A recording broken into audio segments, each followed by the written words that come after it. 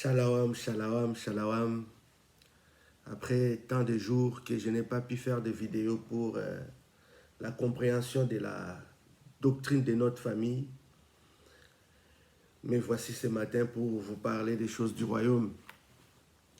Shalom à toute la famille, Shabbat Shalom, à mon frère bien-aimé Papi Lingele, à mon frère l'ancien Adolphe Abegalokeni Onangila, à la sœur Cathy Yaweli, à la sœur Rosita Ampuy et à tous les bien-aimés frères et sœurs du groupe Shabbat Shalom.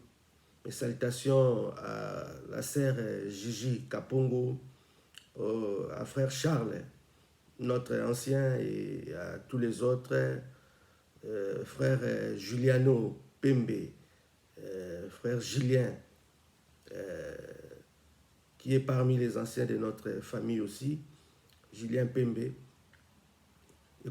mes salutations à toute la famille Shabbat Shalom. Nous allons prendre nos Torah, nos Bibles dans les livres de Genèse chapitre 3 au verset 22. Il nous est dit, et Yahweh Elohim dit, voici l'homme est devenu comme l'un de nous, sachant les biens et les mal, mais maintenant, il faut prendre garde qu'il n'avance sa main et aussi qu'il ne prenne de l'arbre de vie et qu'il en mange et ne vive à toujours. Et Yahweh Elohim les mit hors du jardin d'Éden pour labourer la terre de laquelle il avait été prise. Ainsi il chassa l'homme et mit des chérubins vers l'orient du jardin d'Éden avec une lame d'épée qui se tournait ça et là pour garder le chemin de l'arbre de vie. Amen. Ici nous voyons que la pensée d'Élohim, ce n'était pas que l'homme puisse être chassé du jardin. Mais la pensée d'Élohim, c'était que l'homme puisse vivre dans les jardins. Mais il y avait la loi, les commandements qui faisaient que l'homme, en gardant la parole d'Élohim qui était de ne pas toucher à l'arbre de connaissance du bien et du mal, qu'il puisse demeurer stable dans les jardins.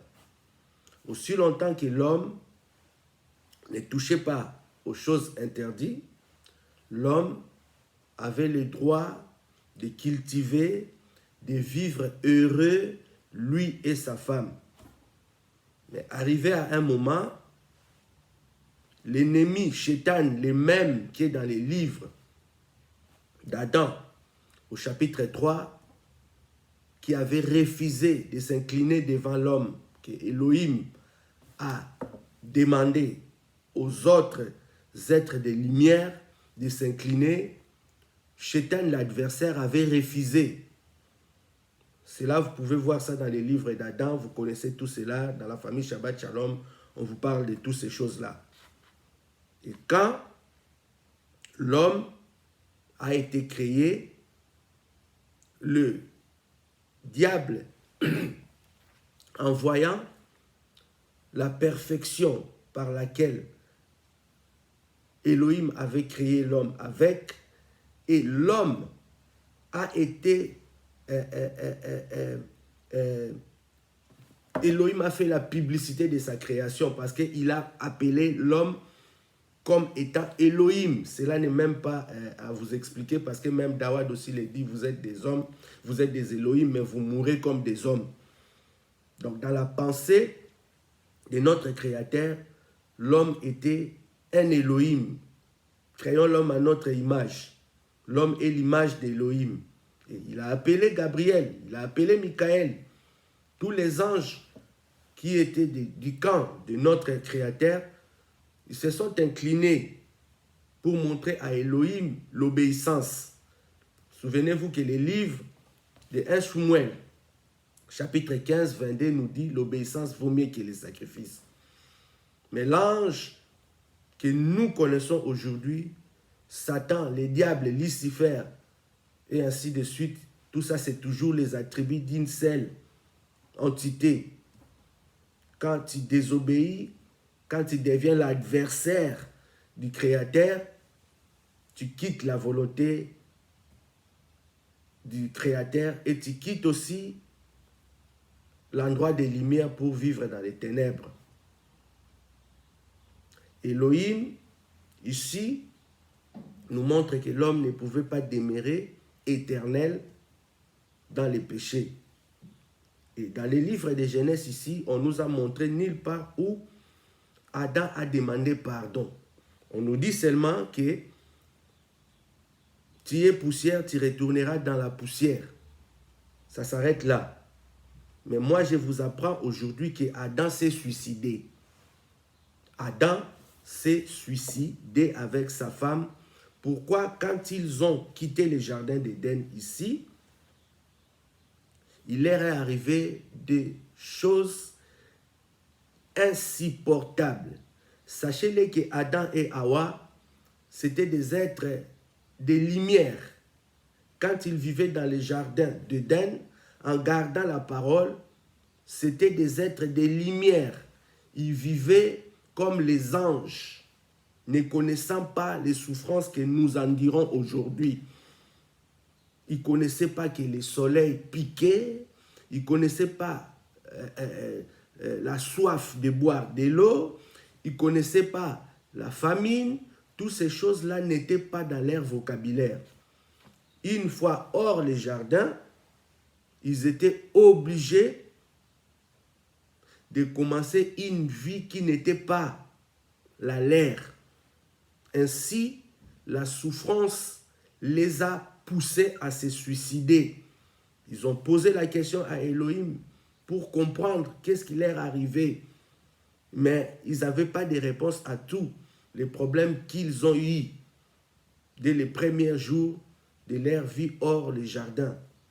Et ce n'est qu'un ange qui est allé informer Elohim que tes créatures ont mis fin à leur vie. Tout cela, ce n'est pas le vif de notre sujet d'aujourd'hui, mais c'était pour vous relater un peu, quand on sort de la volonté de Yahuwah, on perd toute la vertu que Elohim a mis sur nous. Quand on va loin de la parole, c'est la mort. Sachez-le que l'Écriture nous dit, l'amour d'Elohim consiste à garder ses commandements. 1 Jean 5, 3. L'amour d'Elohim consiste à garder ses commandements. Tu gardes les commandements, tu es dans la volonté d'Elohim, tu es protégé par la parole, et ainsi de suite. L'homme est sorti du jardin. Adam était malade. Dans sa maladie, il fallait chercher la solution. Comment avoir la guérison? Lui, qui autrefois la maladie n'était pas dans son vocabulaire, lui, qui dans sa vie dans les jardins d'Éden, il ne connaissait pas la souffrance. Là, Adam malade, il va avoir des propositions de l'être vertueux, Seth, et de sa propre femme, Hawa. Que devons-nous faire pour te guérir? Nous voyons que tu souffres. Le péché nous fait souffrir. Le péché nous amène hors la paix. Le péché nous anéantit. Le péché nous empêche le sommeil.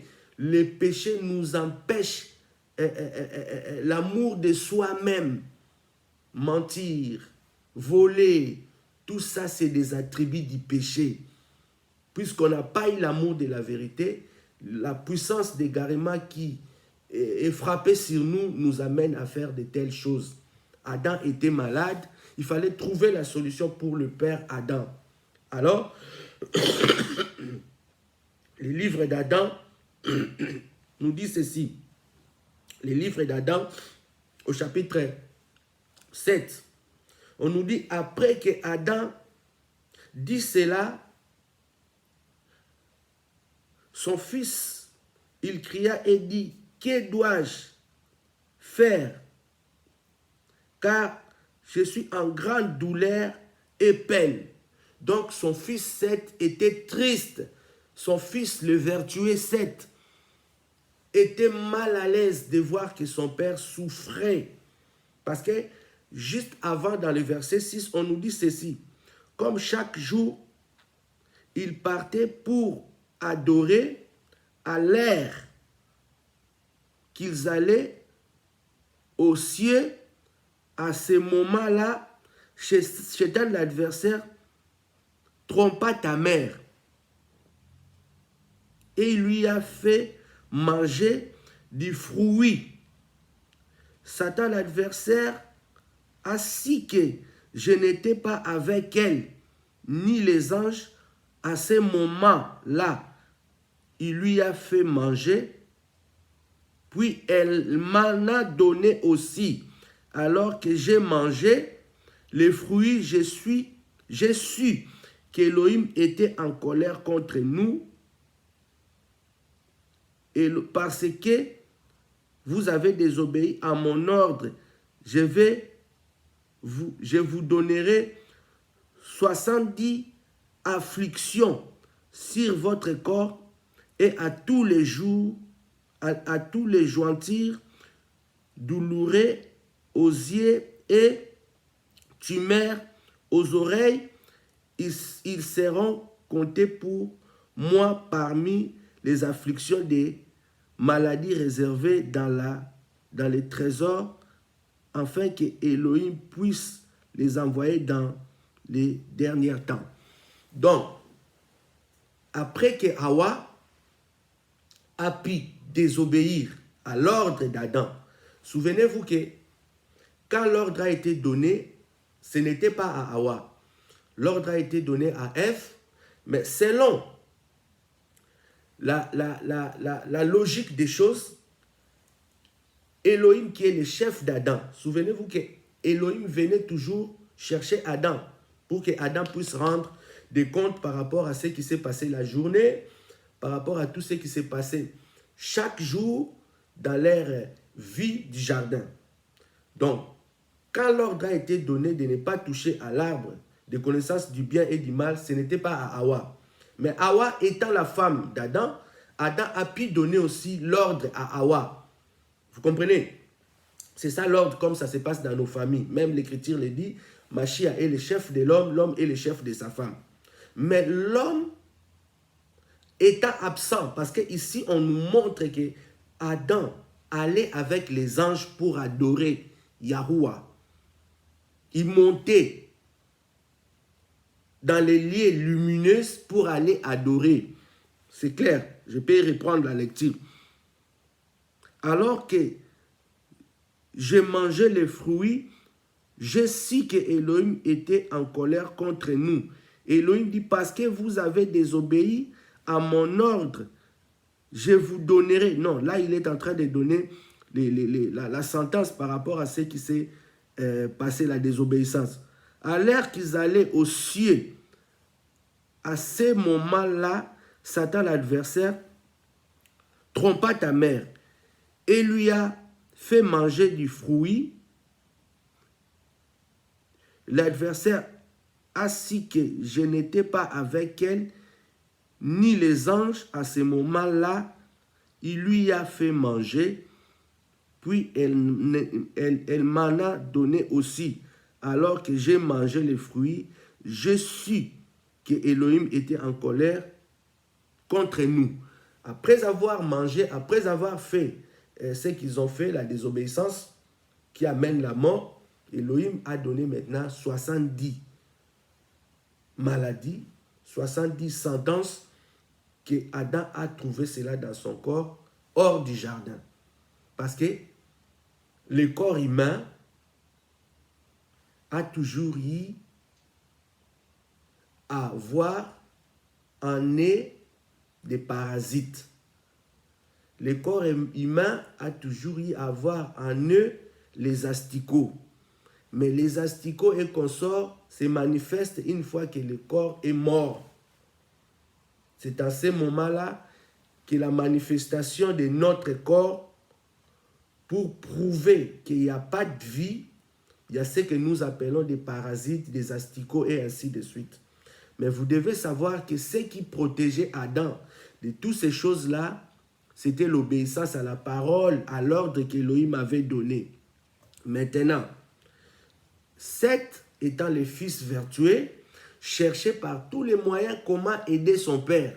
Parce qu'un fils digne ne peut pas voir son père souffrir et croiser ses bras. Et dans les livres d'Adam 7, on nous dit, après que Adam dit cela, donc il a rencontré comment le péché est entré, comment leur mère a été séduite par le serpent, il dit, après que Adam dit cela à Seth son fils, il cria et dit, que dois-je faire, car je suis en grande douleur et j'ai peine. Et Ève plaira et dit, Adam, mon maître, lève-toi, donne-moi une partie de ta douleur, pour qu'en recevant, je porte aussi, car douleur venue sur toi sont survenues à cause de moi. Adam lui dit, lève-toi, va avec Seth, notre fils, près du jardin, et là, jetez poussière sur vos têtes et plairez devant Elohim. Peut-être Elohim aura-t-il pitié de moi, enverra son ange dans le jardin qui ira à l'endroit où se tient l'olivier dont provient l'huile, et vous en donnerez un peu pour que vous l'ameniez jusqu'à moi, que je puisse enduire mes os, être séparé de la douleur, et que je puisse vous apprendre. Alors Seth et Ève partirent en direction du jardin. Et comme ils allaient, Ève vit qu'une bête sauvage se battait contre Seth, son fils. Remarquez, et autrefois dans les jardins, qui pouvaient commander aux bêtes sauvages. Et autrefois dans les jardins, qui pouvaient avoir l'autorité sur chaque chose. Ici, ils se sont confrontés à une situation où il y a une bête sauvage qui s'attaque à eux. C'était le diable déguisé à un lion, s'attaquant à Seth. Maintenant, écoutez la suite. Alors, on nous dit, lorsque Ève cria après la bête sauvage et dit, ô bête sauvage, comment ne crains-tu pas l'image d'Élohim, que tu oses te battre avec l'image d'Élohim? Comment ta gueule s'est-elle ouverte, tes crocs à découvert et les poils érusés? Ne te rappelles-tu pas de l'obéissance que tu avais avant pour ouvrir ta gueule contre l'image d'Élohim? C'est une question. Mais toi aussi, Ève, tu as oublié la désobéissance que tu as infligée à l'humanité. Tu as oublié la désobéissance que tu as fait vis-à-vis du Créateur. Si nous sommes arrivés à ce point, parce que tant que vous étiez l'exemple du jardin, tant que vous étiez non maîtres dans les jardins, tant qu'il y avait l'harmonie, moi, la bête sauvage, je n'oserais pas s'en prendre à votre fils. C'est tout à fait logique. Tant que toi, tu n'as pas montré l'exemple, comment veux-tu que la bête sauvage puisse obéir à tes paroles? Parce que tu n'es pas digne. Tu n'es pas l'exemple. Alléluia. Remarquez. 8. Alors la bête sauvage cria et dit à Hawa, en vérité, notre insolence est à cause de toi, car l'exemple est venu de toi. Comment ta bouche s'est-elle ouverte pour avoir osé manger du fruit que Elohim te commander de ne pas manger jusqu'à ce qu'il change entièrement nos natures. D'ici là, tu es incapable de supporter ce que je te dis, ou si je commence à te réprimer. Alors Seth dit à la bête sauvage, ferme ta gueule, ô Chétan. Ferme ta gueule, ô Chétan, adversaire, éloigne-toi de l'image d'Élohim jusqu'au jour à venir qu'Élohim t'amènera pour réprimer. Alors, il dit à Seth, voici de toi, je me tiens à part l'image d'Élohim, la bête s'enfuit de lui. Remarquez que Seth a compris que derrière ça, se cachait le diable. Souvenez-vous, le diable se déguise en l'ange de lumière. Souvenez-vous aussi, il est comme un lion qui cherche, qui dévorer. Seth, il était vertueux. Seth n'est pas cherché à entrer en conflit comme sa mère a fait. Résistez au diable, il fuira. Résistez, il fuira loin de vous. C'est ce que Seth a fait. 8. Excusez-moi. Seth avec Ève allèrent près du jardin et ils pleurèrent de gros sanglots et demandèrent à Élohim d'envoyer un ange pour les aider. Élohim leur envoie Michael, l'ange qui est le prince des âmes. Et il leur dit ces mots, Seth, homme d'Élohim, ne t'efforce pas de nous supplier pour l'huile qui sort de l'arbre, cette huile de joie pour oindre Adam, ton père. Amen. Ne t'efforce pas. Ce n'est pas pour le moment. Ce n'est pas pour le moment. Élohim est encore en colère. Il faut que les choses se déroulent telles que lui-même il a conçu, le plan du salut. Alléluia. Maintenant, on nous dit dans le verset 8, là où nous sommes, cela n'est pas pour maintenant, mais seulement à cette époque où les années de la fin seront remplies et complétées. Alors, le oint, le Mashiach, bien-aimé, viendra ressusciter le corps d'Adam en raison des péchés qui ont pris place. Il viendra au Jourdain et sera immergé par lui. Et quand il sortira de l'eau, alors Michael viendra et oindra le nouvel Adam avec l'huile de la joie.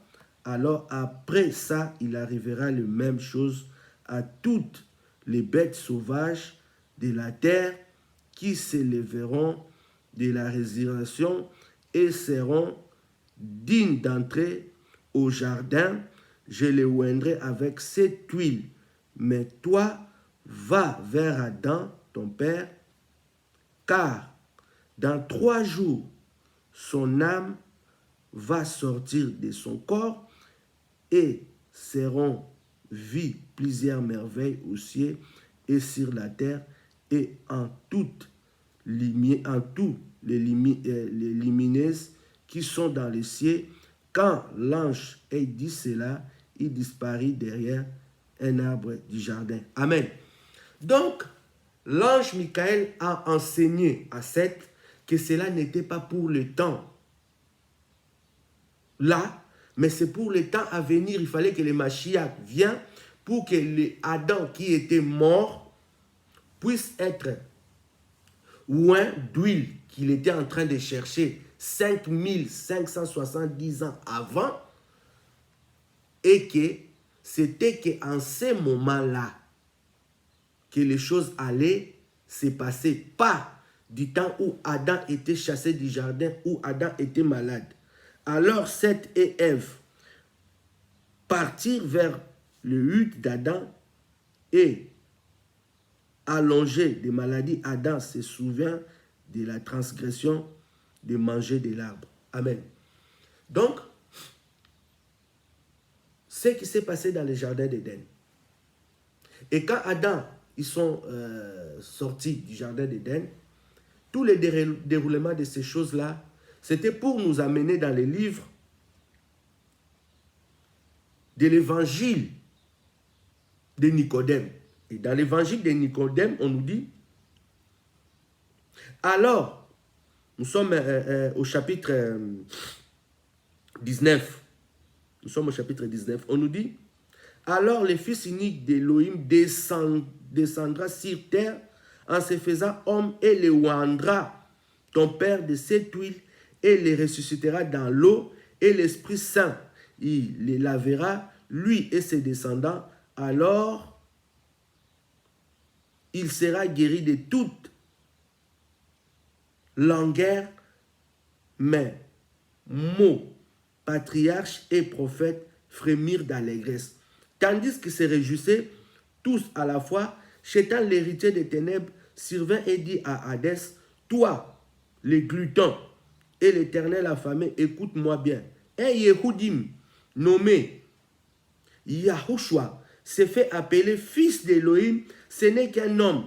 Les Yehoudim l'ont pendu, je les ai bien aidés. Maintenant qui est mort, prépare-lui ici des solides entraves. Ce n'est qu'un homme, je sais donc, j'ai surpris cette plainte. Mon âme est triste jusqu'à la mort. Mais Chétan et les êtres des ténèbres commençaient à avoir peur, parce que le roi des gloires allait faire son entrée. Dans les livres du psaume 24, 7, on nous parle de porte élevée volento. Porte éternelle élevée volento, que le roi des gloires fasse son entrée. Cette écriture-là, beaucoup de prédicateurs, beaucoup des enseignants ont fait donner cet enseignement-là comme si c'était au ciel. Non, c'était aux enfers. C'était aux enfers. C'est quand Yahushua Mashiach est descendu aux enfers.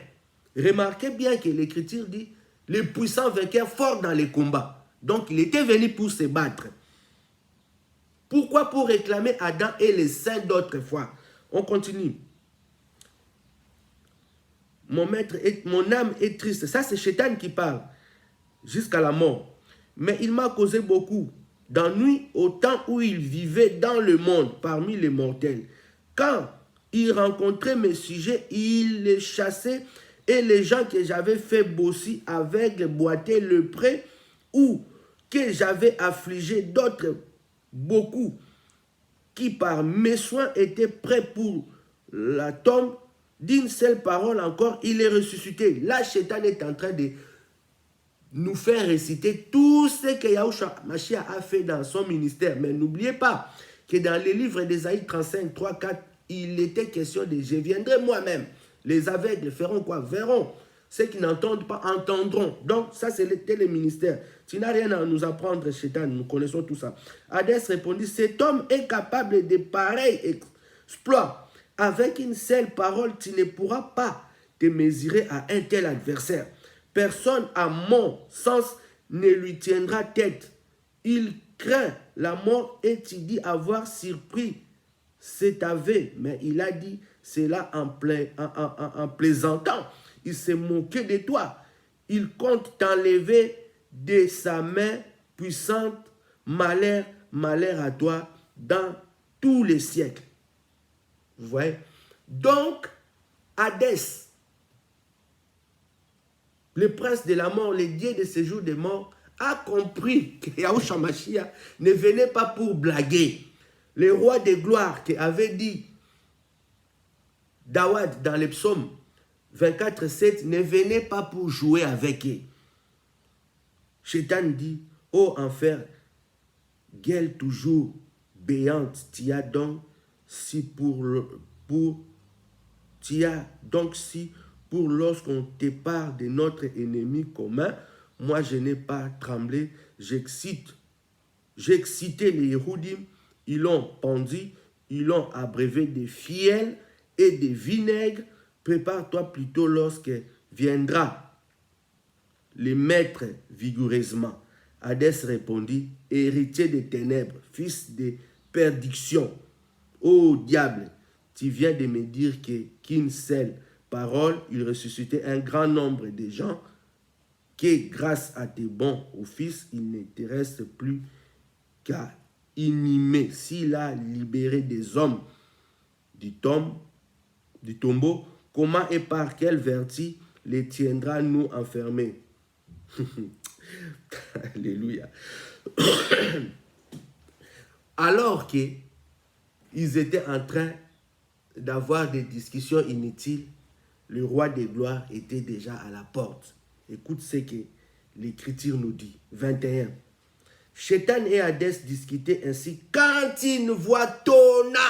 Alléluia. Porte, élevez-vous. Porte, élevez vos linteaux. Porte éternelle et le roi des gloires fasse son entrée. En ces mots, Hadès dit à Chétan, va-t'en, si tu es vaillant, et livre-lui bataille. Satan sortit alors, Hadès dit à ses démons, fermez bien les portes. C'est ça que Dawad a vu.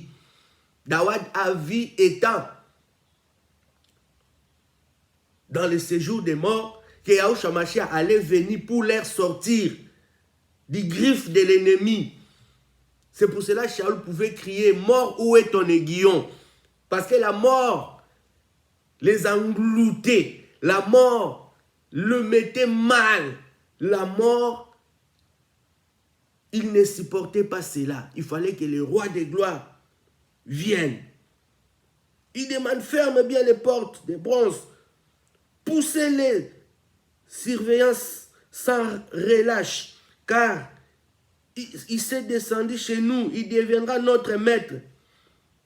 En attendant cela, alléluia, nos ancêtres, en attendant ces paroles, éclatant en invective, quelle joie!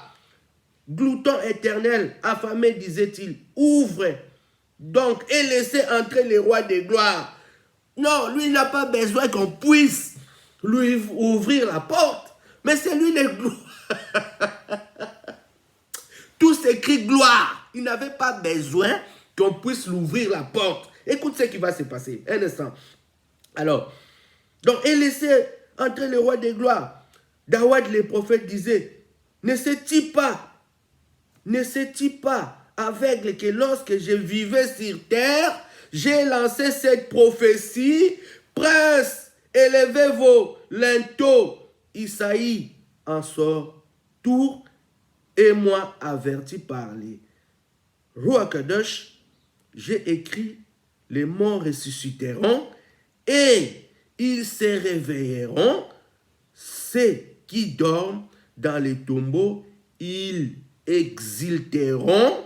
Ceux qui vivent sur la terre, et j'ai dit, où est mort ton aiguillon? Où en faire ta victoire? La voix à nouveau retentit. Ouvrez vos portes. En attendant cette parole, pour la seconde fois, Hadès demanda, comme s'il ne savait pas, quel est ce roi de gloire. Alléluia.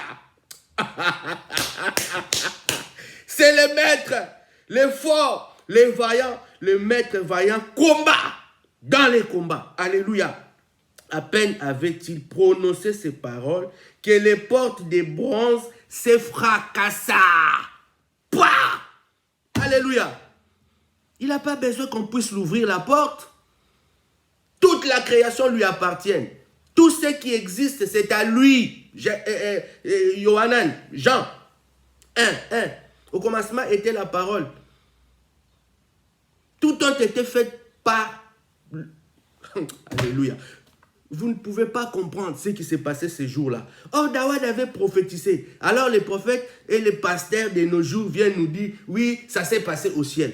Où est-ce qu'avez-vous que cela s'est passé au ciel? C'était aux enfers. Il est allé pour récupérer le premier Adam. Il est allé pour, excusez-moi, retirer les saints d'autrefois. Vous comprenez? Alors, le roi des gloires empoigna par le sommet de la tête, là nous sommes à D. Alors le roi des gloires empoigna par le sommet de la tête le chef suprême Satan et livra aux anges en disant, mettez-lui des chaînes aux mains et aux pieds, au cou et à la bouche. Puis les donna à Hadès, il dit, prends-les et surveille-les étroitement jusqu'à mon retour. Amen. Comme vous pouvez remarquer, tout cela s'est passé dans les séjours des morts. 24.1. Hadès parlait encore à Satan quand le roi des gloires étendit sa main, saisit Adam, notre premier père, et le ressuscita, puis se tourna vers les autres. Il dit, venez avec moi, vous tous qui devez votre mort au bois, que celui-ci a touché, car voici, je vous ai relevés tous par le bois de la pendaison. Alléluia. Alors il fit tout sortir et l'on vit notre premier Adam rempli de joie. 5000 ans, 70 ans d'attente pour le salut d'Adam. Amen. Que Yahweh vous baroque.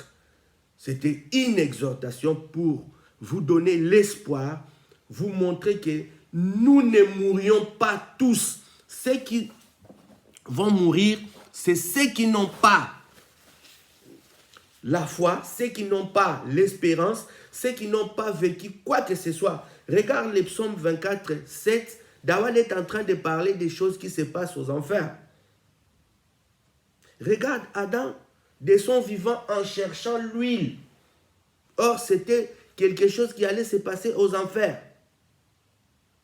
Que Yahweh vous barou, qu'il vous augmente. La famille Shabbat Shalom, sachez que nous avons des choses que les autres n'en ont pas. Je bénis tous les frères israélites qui prêchent la vérité, qui enseignent les choses que les autres n'enseignent pas. Notre bien-aimé frère Dokira, notre bien-aimé frère Allegra, notre bien-aimé frère Dawad et tous les bien-aimés frères qui enseignent que la vérité, que Yahweh vous augmente, que Yahweh vous aide, que Yahweh vous accorde la faveur de nous avoir toujours donné des enseignements. Et je salue mon enseignant, le frère Roger Kanza, l'homme par lequel j'ai eu à connaître toutes ces choses. Shalom, shalom à tout le monde.